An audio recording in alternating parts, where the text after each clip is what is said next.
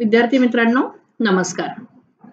मी Pawar madam, Hadas high school, Ramdaspeth, Nagpur येथे सहाय्यक शिक्षिका म्हणून कार्यरत आहे. गेली 20 वर्ष मी मराठी आणि इतिहास या विषयांचं अध्यापन करते आहे. आज आपण वर्ग 10वा विषय मराठी या पाठ्यपुस्तकातील 20वा पाठ आपण आज बघणार आहोत विद्यार्थ्यांनो. आणि या पाठाचं नाव आहे सर्व विश्वची माझे घर. संत साहित्याचे गाढे अभ्यासक आणि प्राध्यापक म्हणून कार्यरत असणारे डॉक्टर यशवंत पाठक या पाठाचे लेखक आहेत. 1948 मध्ये त्यांचा जन्म झालेला आहे. ललित लेखक आणि प्राध्यापक म्हणून ते ओळखले जातात.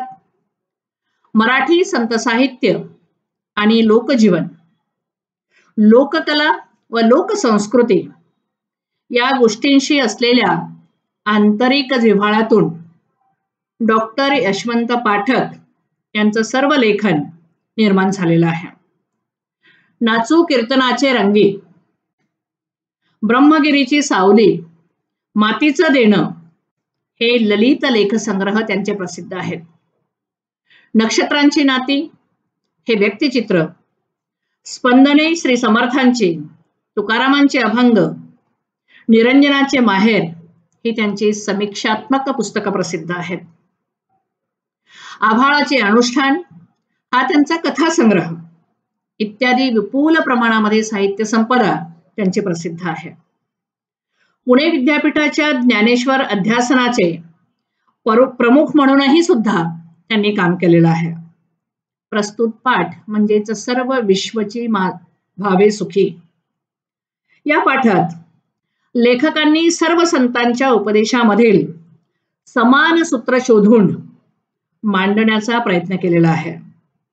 कोणतेही संत, निवृत्ती ज्ञानदेव, सोपान मुक्ताबाई, एकनाथ, नामदेव, तुकाराम अशी महान संत परंपरा आपल्या या महाराष्ट्र भूमीला लाभलेली आहे. आणि यातील कोणतेही संत हे परमेश्वराकडे स्वतःसाठी काहीच मागत नाही, तर ते परमेश्वराकडे काय मागतात विद्यार्थ्यांनो? तर अखिल मानवजातीच्या कल्याणाची मागणी ते करतात. हे विश्वची माझे घर या संत ज्ञानेश्वरांच्या वचनाचा प्रत्यय आज यंत्रयुगात आपण घेत आहोत. दळणवळण आणि संपर्काच्या आधुनिक साधनांची, वैश्विक खेड्यांची संकल्पना प्रत्यक्षात आणली आहे. आणि आज आपण बघतो आहोत की खेड्याकडे चला, है ना, गाव ते जग या स्तरावर माणूस माणसाला भेटतो आहे. तो जवळ यावा, जोडला जावा. एक एक माणूस जोडला, माणसे मनाने जर जवळ आले तर ही अवघी मानवता सुखी होईल. या संतांच्या वाङ्मयातील हाच विचार अतिशय परिणामकारकरित्या लेखक डॉक्टर यशवंत पाठक यांनी या प्रस्तुत पाठामध्ये मांडलेला आहे. विद्यार्थ्यांनो, आपल्या पाठाचं नाव आहे सर्व विश्वची सुखी व्हावे. आपल्यापुरता मर्यादित सुख आपण मागतो आपल्यासाठी, आपल्या घरासाठी, संसारासाठी, आपल्या कुटुंबासाठी, आपल्या कुटुंबातील सगळ्यांसाठी. आपण तेवढंच स्वार्थी आहोत. पण संत आहे कारण आपण सर्वसामान्य माणसं आहोत विद्यार्थ्यांना. पण ही संत मंडळी मात्र संपूर्ण विश्व, सर्व विश्वची सुखी व्हावे अशी प्रार्थना ते देवाजवळ करतात. बघूया आपण या पाठामध्ये. पाठाचं नाव आहे सर्व विश्वची सुखी व्हावे. विद्यार्थ्यांनो, आपली ही महाराष्ट्र भूमी ही संतांची भूमी म्हणून ओळखली जाते. संत म्हणजेच कोण? तर सत्पुरुष, सत्य वर्तन करणारे. महात्मा फुले सुद्धा म्हणतात की सत्य वर्तन करणारे कोणास म्हणावे. म्हणजे जो चालतो, चालताना, बोलताना, केव्हाही पण सदैव फक्त कोणाचा विचार करतो? संपूर्ण विश्वाचा विचार करतो. संपूर्ण विश्व सुखी व्हावं याचा विचार करतो. आणि म्हणूनच म्हटलं जातं जगाच्या कल्याणा संतांच्या विभूती, देह कष्टभीती पर उपकारे. ही संतांची खरी भूमिका आहे. संतांच्या साहित्याचा आत्मा हा भक्तीबरोबरच समाज प्रबोधन, समाज कल्याण हाच आहे. कारण आपल्याला माहिती आहे, आपण बघतो, बोले तैसा चाले त्याची वंदावी पाऊले, तोची साधू ओळखावा देव तेथेची जाणावा. कारण संत मंडळी ही परमेश्वराकडे स्वतःसाठी काहीच मागत नाही विद्यार्थ्यांना, परंतु बुडता हे जन न देखवे डोळा, येतो कळवळा म्हणवणे, यासाठी श्री चक्रधर स्वामी, संत ज्ञानेश्वर, संत नामदेव, संत तुकाराम, वारकरी संप्रदायातील सर्व संत, संत कबीर, गुरु नानक, संत महात्मा बसवेश्वर अशा सर्वच संतांनी आपल्या साहित्यातून विश्व कल्याणासाठी परमेश्वराकडे, गुरुकडे साकडे घातलेले आहे. म्हणजे संत ज्ञानेश्वरापासून तर अगदी आधुनिक संत गाडगे बाबा यांच्यापर्यंत सर्वच संतांच्या प्रार्थना म्हणजे मानवतेचा आविष्कार आहेत विद्यार्थी. त्यांच्या प्रार्थनेमध्ये विश्व कल्याण, माणुसकी आणि सहृदयता याचं प्रतिबिंब आपल्याला दिसून येतं. माणसाच्या मनातील माणुसकीचा झरा जिवंत असेल तरच विश्व कल्याण शक्य आहे. कारण मी पासून आम्ही ही संकल्पना तयार झाली विद्यार्थी, आणि तू पासून तुम्ही दुरावा निर्माण झाला. म्हणजे अवघे विश्वची माझे घर, वसुधैव कुटुंबकम या संकल्पना ह्या संतांच्या साहित्यातून प्रकट झालेल्या आहेत. आणि सर्व संतांच्या प्रार्थनेतील साधर्माचा धागा काय आहे तर विश्व कल्याण, सर्व विश्वची सुखी व्हावे. म्हणजे अखिल विश्वाचं संपूर्ण कल्याण साधण्यासाठी अजूनही ही संतांची शिकवण आचरणात आणण्याची नितांत गरज आहे. आणि हेच आपल्याला डॉक्टर यशवंत पाठक यांनी या पाठातून सांगितलेलं आहे. विद्यार्थ्यांनो बघा, संत ज्ञानेश्वर आणि या संत ज्ञानेश्वरांच्या ज्ञानेश्वरी या ग्रंथामध्ये आपल्याला माहिती आहे पसायदान रोज आपण म्हणतो, शाळेमध्ये आपण रोज म्हणतो. पसायदान म्हणजेच मानवाच्या कल्याणासाठी विश्वात्मक देवाला केलेली ही प्रार्थना आहे. म्हणजे आपली वैयक्तिक इच्छा पूर्ण व्हावी म्हणून आपण तर नेहमीच प्रार्थना करतो है ना. पण आपल्याला हे माहिती नाहीये की परमेश्वर आहे कुठे. शोधिशी मानवा राहुळी मंदिरी, देव हा नांदतो आपुल्या अंतरी. आपल्या अंतरीच्या परमेश्वराला आपण विसरूनच गेलेलो आणि देवाला शोधण्यासाठी आपण कुठे जातो तर तीर्थयात्रेला जातो. भेटणार आहे का परमेश्वर? नाही भेटणार.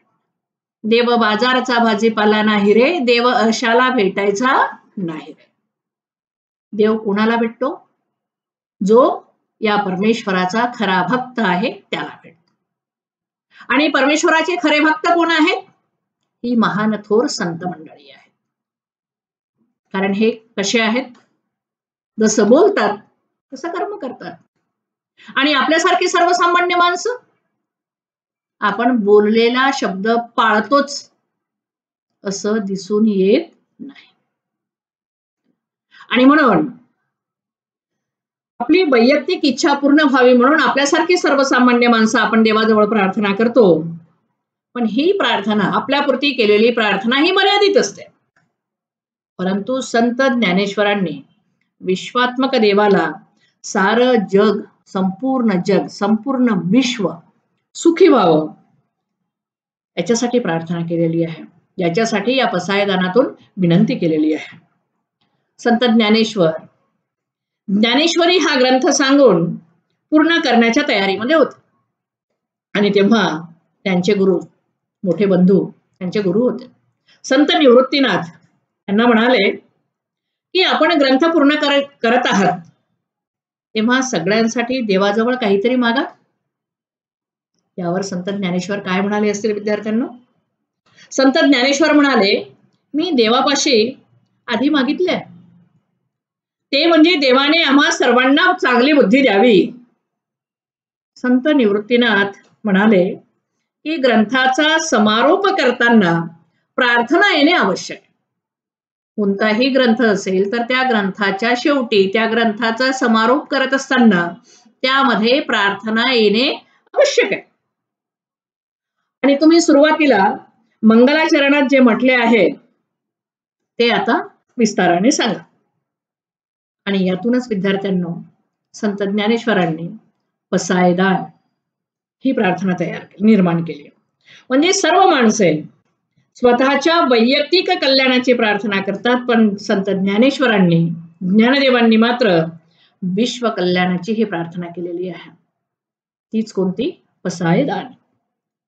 संत ज्ञानेश्वरांनी सांगितलेली ही प्रार्थना मराठी मनाच्या स्मरणात कायम आहे. म्हणजे असा एकही मराठी माणूस आपल्याला दिसणार नाही की त्याला संत ज्ञानेश्वरांची पसायदान ही प्रार्थना माहिती नाही. म्हणजे पसायदान याचा अर्थ काय आहे तर विनम्र मनाने परमेश्वराला हात जोडून केलेली विनंती. निसर्गातील फुले, फळे, वृक्ष, नद्या, निर्झर, समुद्र, सूर्य, चंद्र, तारे हे एकोप्याने राहतात. सगळे एकोप्याने राहतात. आणि त्यांचा दाखला देत आपणही गुण्या गोविंदाने राहावे. माणसानेही सुद्धा यांच्यासारखं त्यांनाही सुद्धा, माणसाला सुद्धा, मानव जातीला सुद्धा आनंदाने राहता आलं पाहिजे. सर्व विश्वची सुखी व्हावे हे संत ज्ञानेश्वरांनी या प्रार्थनेतून आपल्याला सांगितलेलं आहे. संत ज्ञानेश्वरांनी प्रार्थनेमध्ये म्हटलेलं आहे बाळा, जे खळांची व्यंकटी सांडो तया सत्कर्मी रती वाढो, भूता परस्परे जडो मैत्र जीवांचे, दुरितांचे तिमिर जाओ विश्व स्वधर्मे सूर्ये पाहो, जो जे वांछील तो ते लाहो प्राणी जात. बघा या ओळीतील म्हणजे जे खळांची व्यंकटी सांडो तया सत्कर्मी रती वाढो, भूता परस्परे जडो मैत्र जीवांचे, दुरितांचे तिमिर जाओ विश्व स्वधर्म सूर्ये पाहो, जो जे वांछील तो ते लाहो प्राणी जात. म्हणजे या ओळीतील भूत, मैत्र, जीव हे जे 3 शब्द आहेत हे खूप महत्वाचे आहेत. कारण देह धारण करणारा प्रत्येक जण, भूत कोणी असो, हे सगळे सजीव माणसे आहेत. वृक्ष, वेली, हत्ती, घोडे, प्राणी, सूक्ष्मजीव, किडे, माकोडे वगैरे सगळे सजीव आहेत. माणसाने आपल्या मनातील दुष्टपणा हा नाहीसा केला पाहिजे. संत ज्ञानेश्वरांनी याला खळांची व्यंकटी सांडो असं म्हटलेलं आहे, किंवा दुरितांचे तिमिर जाओ असं म्हटलेलं आहे. दुरित म्हणजे कोण विद्यार्थ्यांना? तर दुष्कर्म करणारा, वाईट कर्म दुरित. आणि या जगातून या दुष्कर्माचा अंधार नाहीसा हो, वाईट कर्माचा पूर्णपणे विनाश हो, आणि ज्याला जे जे हवे आहे ते ते मिळो अशी विश्व कल्याणाची प्रार्थना संत ज्ञानेश्वरांनी केलेली आहे. आणि असेच मागणे संत नामदेवांनीही सुद्धा परमेश्वराकडे मागितले आहे. विद्यार्थ्यांना संत नामदेव आपल्या अभंगामध्ये काय म्हणतात? संत नामदेवांनी आपल्या अभंगातून अहंकार नष्ट करायला सांगितलेला आहे. म्हणजे मानव आनंदाने जगू शकत नाही याचं कारण काय जर असेल तर माणसामध्ये असणारा अहंकार माणसाचा विनाश करतो. आणि म्हणून संत नामदेव काय म्हणतात? अहंकाराचा वारा न लागो राजसा, अहंकाराचा वारा न लागो राजसा, माझ्या विष्णुदासा भाविकासे. परमेश्वराजवळ विनंती करतात, प्रार्थना करतात आणि म्हणतात की हे देवा परमेश्वरा, माझे हे जे भक्तगण आहेत यांना कधीही अहंकाराचा वारा लागू देऊ नको. आणि संत नामदेवांनी देवाला अशी विनंती केली आहे की हे देवा, मला सतत कसं असू दे, नम्र असू दे. विनम्रता हा माणसाचा सर्वात मोठा गुण आहे. आणि मला सदैव नम्र असू दे. मला कधीही अहंकारी होऊ देऊ नकोस. माणसात उर्मटपणा आला तर तो माणूस कधीही यशस्वी होऊ शकत नाही. आपल्याला आयुष्यात जर मोठे व्हायचं असेल, आपल्याला आयुष्यामध्ये जर मोठं व्हायचं असेल तर आपण कसं राहायला हवं, अगदी नम्र राहायला हवं. आणि विनम्रता केव्हाही या संपूर्ण जगाला आपलंसं करते विद्यार्थ्यांना. आणि त्यासाठी आपण काय केलं पाहिजे, या थोरांची चरित्र वाचली पाहिजे. कारण थोरांची चरित्र आपल्याला काय शिकवतात, हे शिकवतात. आणि म्हणूनच म्हटलं जातं, थोर महात्मे होऊन गेले चरित्र त्यांचे पहा जरा. थोर महात्मे होऊन गेले चरित्र त्यांचे पहा जरा. आपणही त्यांच्या समान व्हावे हाच सापडे बोध करा. या थोरांच्या चरित्रातून आपल्याला हीच शिकवण मिळते की आपण कसं असायला पाहिजे, नम्र असायला पाहिजे. अहंकाराचा स्पर्श कधीही आपल्याला होता कामा नये. संत एकनाथांनीही सुद्धा तेच मागितलंय. म्हणजे सर्व भूती भगवत भाव हाची निज भक्तीचा ठाव. म्हणजे सगळं सर्व विश्वची सुखी व्हावे. सर्व संतांनी हीच प्रार्थना केलेली आहे की हे संपूर्ण विश्व सुखी झालं पाहिजे. संत एकनाथांनीही तेच म्हटलेलं आहे. या प्राणीमात्रात मैत्री असली की विश्व आनंदाने राहू शकतं. मैत्री म्हणजे नुसतं देणेघेणे नव्हे विद्यार्थ्यांना. विंदा करंदीकर म्हणतात, देणाऱ्याने देत जावे, घेणाऱ्याने घेत जावे, देता देता एक दिवस देणाऱ्याचे हात घ्यावे. म्हणजे तो देतो आहे, देणाऱ्याचं मन कसं असतं बाळांनो, खूप मोठं असतं. हा दातृत्व नावाचा गुण आपल्याला आत्मसात करता आला पाहिजे.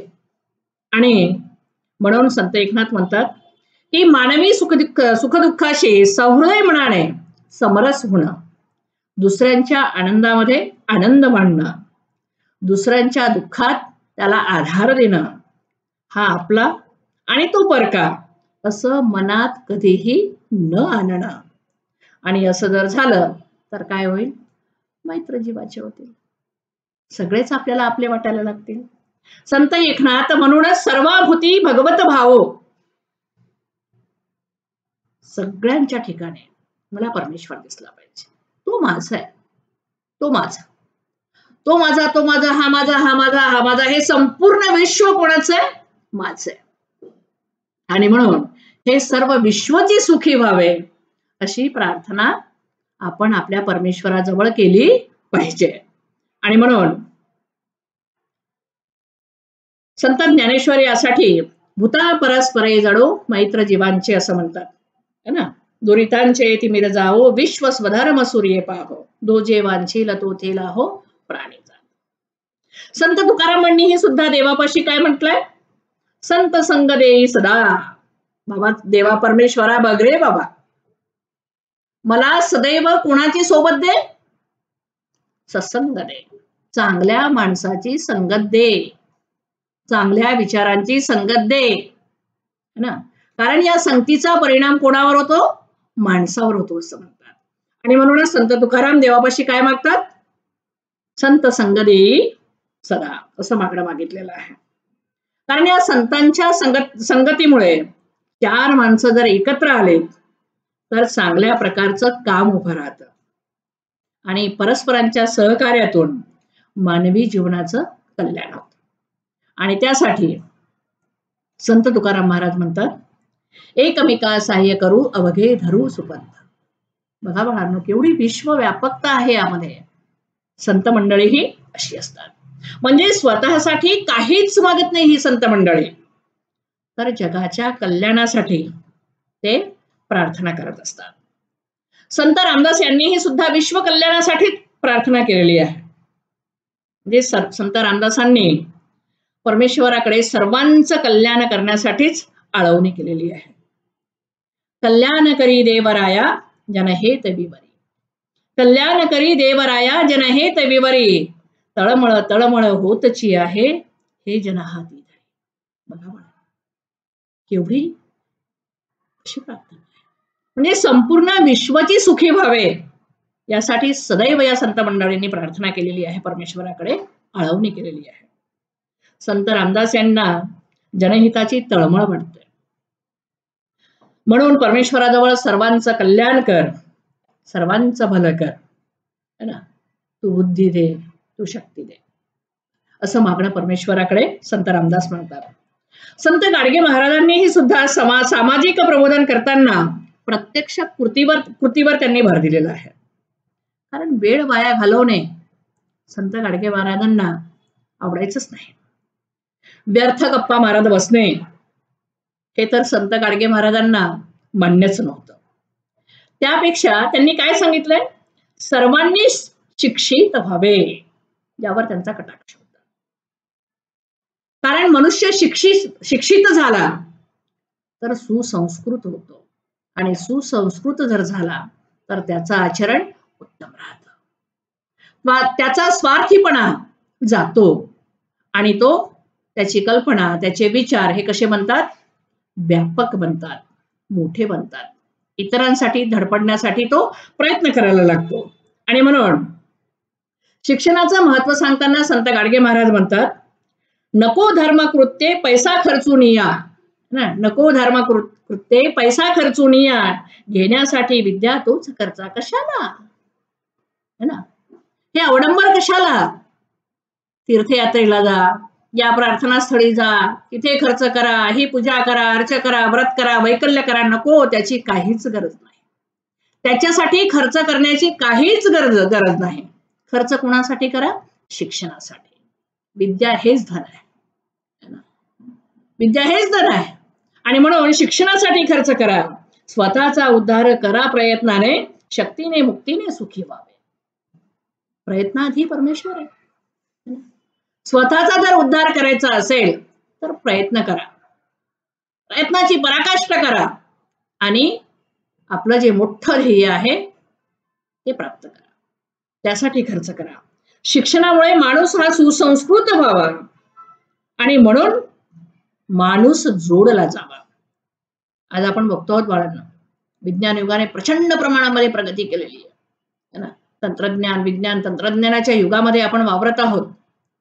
पण माणूस मात्र माणसापासून कित्येक दूर गेलेला आहे. म्हणजे तंत्रज्ञानाने आम्हाला जवळ आणलं, पण तिथे दुरावा सुद्धा निर्माण झालेला आहे.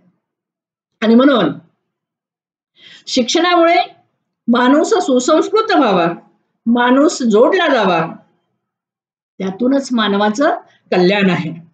आणि हेच संत गाडगे महाराज यांना अभिप्रेत आहे. संत तुकडोजी महाराजांनी सुद्धा आपल्याला ग्रामगीतेमध्ये काय सांगितलंय, स्वच्छतेचं महत्व सांगितलेलं आहे. स्वच्छता, है ना, साधी राहणी उच्च विचारसरणी. स्वच्छता हा माणसाचा सर्वात मोठा अलंकार आहे असं म्हणतात. हे संत तुकडोजी महाराजांनी आपल्याला सांगितलेलं आहे. आपलं गाव हे देवाचं मंदिर आहे, है ना, आणि देवाचं मंदिर कसं असायला पाहिजे, स्वच्छ असायला पाहिजे, नीटनेटकं असायला पाहिजे. तिथे काडी कचरा कोणताही दिसता कामा नाही. मग माझं गाव म्हणजे काय आहे, एक मंदिर आहे. ही कल्पना करून अशा मंदिरात मानव देव मूर्ती सुंदर. बघा, आपलं गाव म्हणजे मंदिर, आणि त्या गावामध्ये राहणारे आपण म्हणजे कोण आहेत, देवाची मूर्ती आहेत. केवढी मोठी विश्वव्यापक कल्पना आहे असं संत तुकडोजी महाराज म्हणतात. म्हणजे समभावाने जर सेवा केली पाहिजे, अज्ञान नाहीस झालं पाहिजे, अज्ञान नाहीस झालं पाहिजे. आणि यासाठी ज्ञान विकासाची कास लागली पाहिजे. सर्वांनी ग्रंथ वाचले पाहिजे. वाचाल तर वाचाल म्हणूनच म्हटलं जातं. मोठमोठ्या ग्रंथांचं आपण वाचन केलं पाहिजे, आणि सत्य बोललं पाहिजे. सत्याच्या मार्गाने आपली वाटचाल असायला पाहिजे. आणि म्हणूनच संत तुकडोजी महाराज अशी प्रार्थना करतात. बघा, सर्व विश्वची भावे सुखी, है ना. सर्व विश्वची भावे सुखी ही धर्माची दृष्टी नेटकी, है ना. धर्माची दृष्टी कोणती आहे तर सत्य. संपूर्ण विश्व सुखी झालं पाहिजे. सर्व विश्वची भावे सुखी ही धर्माची दृष्टी नेटकी, ती आणावी सर्व गावलोकी तरीच लाभ. प्रत्येक व्यक्तीने आपण ज्या ठिकाणी राहतो आहे, ज्या गावात राहतो आहे, ज्या शहरामध्ये राहतो आहे, ज्या विभागात राहतो आहे, ज्या नगरात राहतो आहे, मी जिथे राहतो आहे ते ठिकाण म्हणजेच काय मंदिर आहे. आणि त्या मंदिरात वावरणारी ही सगळी माणसं म्हणजेच देवाची मूर्ती आहे. अशी ही सर्व विश्वची भावे सुखी ही धर्माची दृष्टी नेटकी, ती आणावी सर्व गावलोकी तरीच लाभ. असं संत तुकडोजी महाराजांनी मागितलेलं आहे. म्हणजे या सर्व संतांनी मागितलेलं मागणं हे कोणासाठी आहे विद्यार्थ्यांनो तर मानवाच्या कल्याणासाठी आणि मानवाच्या प्रगतीसाठी केलेली ही चिरंजीव प्रार्थना आहे. ही प्रार्थना मानवतेची पूजा करणारी आहे. संतांनी माणसाला महत्व दिलं आणि म्हणून आदर्श गाव व्हावा, आदर्श गाव व्हावा. त्यांनी सुसंस्काराची जोपासना करावी, कुणालाही त्रास देऊ नये, एकोप्याने राहावे. माणूस कधीही एकाकी राहू शकत नाही, कारण माणूस नावाचा प्राणी हा समाजशील प्राणी आहे. तो एकटा जीवन जगू शकत नाही आणि म्हणून त्याला संवादाची नितांत गरज आहे. म्हणून माणसाने कुणालाही दुखवता कामा नये. शक्यतो दुसऱ्याच्या उपयोगी पडणे हेच खरी मानवता आहे. कारण स्वतःसाठी जगलास तर मेलास, स्वतःसाठी जगलास तर मेलास, पण इतरांसाठी धडपडलास तर खऱ्या अर्थाने जगलास. मरावे परी कीर्ती रूपी उरावे असं म्हणतात. कारण स्वतःच्या स्वार्थासाठी स्वतःपुरतं जर जीवन जर मी जगलो तर मला कोणीही विचारणार नाही. पण जर मी इतरांसाठी धडपडत जर जीवन जगलो तर माझी कीर्ती मागे उरल्याशिवाय राहत नाही. आणि हीच शिकवण आपल्याला कोण देतात संत मंडळी देतात. आणि म्हणूनच संत कसे आहेत अमर आहेत, त्यांचे विचार अमर आहेत ना. आणि म्हणून कुणालाही त्रास देऊ नये, एकोप्याने राहावे. त्याला माणूस एकाकी राहू शकत नाही, त्याला संवादाची नितांत गरज आहे. आणि म्हणून माणसाने कुणालाही कधीही कोणत्याही प्रकारचं दुःख देऊ नये. शक्यतो दुसऱ्याच्या उपयोगी पडावं, कारण दुसऱ्याच्या उपयोगी पडणे, दुसऱ्यांच्या सुखदुःखांमध्ये सामील होणे हीच खरी मानवता आहे. आणि संतांनी ही मानवता आवर्जून आपल्याला तुम्हा सर्वांना शिकवलेली आहे आणि तशी त्यांनी ती आचरणातही आणलेली आहे. आणि आपण ती आचरणात आणावी, ती सद्बुद्धी आपल्याला परमेश्वराने द्यावी, याच्यासाठी त्यांनी परमेश्वराजवळ प्रार्थना सुद्धा केलेली आहे. आजच्या विज्ञान आणि तंत्रज्ञानातील संशोधनामुळे विश्व जवळ आणलेलं आहे विद्यार्थ्यांना. संत ज्ञानेश्वरांनी 13व्या शतकामध्ये हे विश्वची माझे घर, 13वं शतक, आपण 21व्या शतकामध्ये पदार्पण करत आहोत. आणि संत ज्ञानेश्वरांनी 13व्या शतकामध्ये हे विश्वची माझे घर ही कल्पना केली होती. आणि त्याचं प्रत्यंतर आज आपण घेतो. आज आपण जगात कुठेही जाऊ शकतो, एका क्षणार्धात कुठल्या कुठे आपण संपर्क साधू शकतो. पण संत ज्ञानेश्वरांना अभिप्रेत असलेला हा माणसांना जोडणारा जिव्हाळा आज आपण जर विचार केला बाळांनो तर तो जिव्हाळा हरवलेला आहे. माणूस स्वार्थी झालेला आहे आणि तो जिव्हाळा जपण्यासाठी आपलं मन हे कसं असायला पाहिजे, सुसंस्कृत असायला पाहिजे. मी आणि हा माझा आहे, हा माझेपण हे माझं असलं पाहिजे. आणि म्हणून हा जिव्हाळा जपण्यासाठी सुसंस्कृत असायला हवे. आणि नाहीतर काय राक्षसी वृत्ती निर्माण होते. आणि ही राक्षसी वृत्ती संतांना नको आहे. चांगल्या मनाने निर्माण केलेल्या कृती ह्या जगात महत्वपूर्ण ठरतात विद्यार्थ्यांना. आणि विज्ञानातील चांगले प्रकल्प समृद्धी आणतात. पण सुंदर मने काय करतात? राष्ट्राची श्रीमंती वाढवतात. आणि सर्वांनी आपल्या देशाची ही श्रीमंती वाढवण्याकडे, संतांनी या सर्व गोष्टींकडे, म्हणजे विज्ञानातील आपले प्रकल्प हे समृद्ध झाले पाहिजे, है ना, सुंदर मन असायला पाहिजे आम्हा मानवांचं, आणि राष्ट्रांची संपत्ती आपल्याला वाढवता आली पाहिजे. आणि सर्व संत मंडळींनी याकडे आवर्जून लक्ष दिलेलं आहे. वडाचं झाड बघा ना, केवढं मोठं असतं. एवढं मोठं वडाचं झाड पण किती नम्र आहे. ते सगळ्यांना सावली देतं. एवढं मोठं वडाचं झाड पण सगळ्यांना सावली देते. आणि या वडाच्या झाडाची सावली ही सर्वांनाच हवी हवीशी वाटते. झाडे स्वतः ऊन सहन करतात बिचारे, पण लोकांना, इतरांना सावली देतात. पर्वताच्या कुशीत जन्मलेल्या नद्या अगदी मोकळ्या मनाने पुढे वाहतात. पर्वत आपल्या जागी बिचारा, एवढा मोठा पर्वत स्थिरच आहे, पण एवढ्या आपल्या जागी स्थिर राहून सुद्धा पर्वत कसं आहे? आनंदाने जीवन जगतो आहे. आपण कोणत्याही कामात मन लावून आनंदी ठेवून जर ते काम केलं ना, तर जीवन कसं होतं? आनंददायी होतं. वडाच्या झाडापासून नम्रपणा शिका. या मोठमोठ्या पर्वतांपासून स्थिर राहायला शिका. आणि या नद्यांसारखे प्रवाही राहा. कारण साचलं तर काय होतं? डबकं होतं नदीच्या पात्रातलं पाणी, है ना.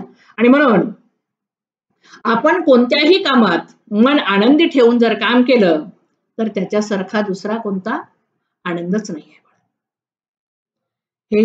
हे आपल्या जीवन जगण्याचं काय आहे? सूत्र आहे. म्हणजे मला माझ्या आवडीनुसार काम मिळालं पाहिजे. नका वाट बघू, पण मला मिळालेलं जे काम आहे त्यात आवड निर्माण करा. आणि मला मिळालेल्या कामामध्ये जर मी आवड निर्माण जर केली तर माझं काम कसं होईल? आनंददायी होईल. आणि मला त्यातून सुखच मिळेल. आणि हेच आपल्या जगण्याचं सूत्र आहे. स्वतः चांगलं असावं, चांगलं जगावं, आणि स्वार्थापलीकडे जाऊन दुसऱ्यांचाही सुद्धा आपण विचार करायला शिकावा. आणि असं झालं तरच मी, माझा समाज, माझा देश, एवढंच नाही तर हे माझं संपूर्ण विश्व हे कसं होईल? सुखी होईल. आणि हेच आपल्याला सर्व संतांच्या प्रार्थना ज्या आहेत त्या परमेश्वर संतांनी ज्या प्रार्थना केलेल्या आहेत, परमेश्वराला जे अभिवादन केलेलं आहे, परमेश्वराला जे मागणं मागितलेलं आहे, तेच सर्व संतांच्या प्रार्थनातून आपल्याला तेच दिसून येतं. म्हणजे एकंदरीतच काय तर सर्व संतांनी अगदी मानवतेच्या कल्याणाची चिंता वाहिलेली आहे. या सर्वांनी एकमेकांशी गुण्यागोविंदांनी नांदावं, कोणालाही त्रास देऊ नये, सहकार्य करावं. आणि हेच सर्व संतांच्या शिकवणुकीचं सार आहे विद्यार्थ्यांना.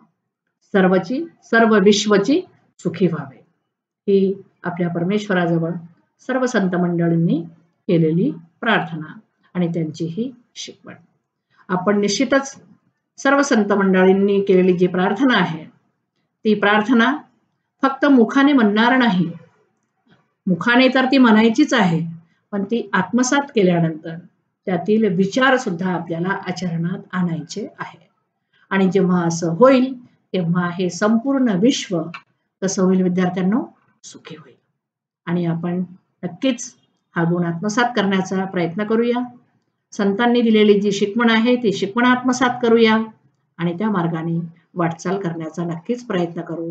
मीही सुखी होईल, माझं कुटुंब सुखी होईल, माझा समाज सुखी होईल, माझं शहर, माझं गाव आणि संपूर्ण विश्व, माझं राष्ट्र, माझे संपूर्ण अख्खं विश्व नक्कीच सुखी होईल. असंच आमचं आपलं आचरण राहील मुलांनो. असा हा आपला पाठ, हा संपूर्ण विश्व सुखी व्हावे, सर्व विश्वची सुखी व्हावे असा आपला हा पाठ. धन्यवाद मुलांनो.